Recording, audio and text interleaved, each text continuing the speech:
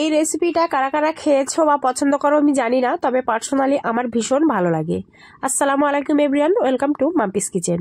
কিছুটা কাঁচা তেঁতুল হালকা একটু সিদ্ধ করে নিয়েছি, তারপর বেশ কিছুটা চুনো মাছ হালকা করে ভেজে নিয়েছি। তোমরা যে কোনো ধরনের চুনো মাছ নিতে পারো।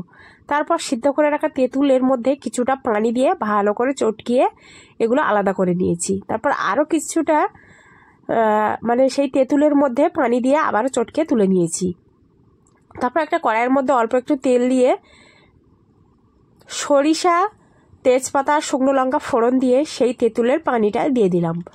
তারপর দিয়ে দিলাম কিছুটা সরিষা বাটা, তারপর দিয়ে দিলাম ঝালের গুঁড়ো, হলুদের গুঁড়ো। ঝালটা অবশ্যই অল্প পরিমাণে দিতে হবে। তারপর খুব সুন্দর করে এটাকে একটু ফুটিয়ে নিতে হবে, নাড়াচাড়া করতে হবে। এটা কিন্তু ডালের মতো উতলিয়ে পড়ে যায়। তো ভালো করে যখন ফুটে উঠবে সেই পর্যায়ে দিয়ে দেবো আগে থেকে ভেজে রাখা চুনো মাছ।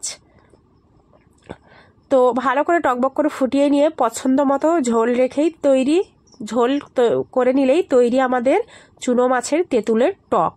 খেতে কিন্তু ভীষণ টেস্টি হয়।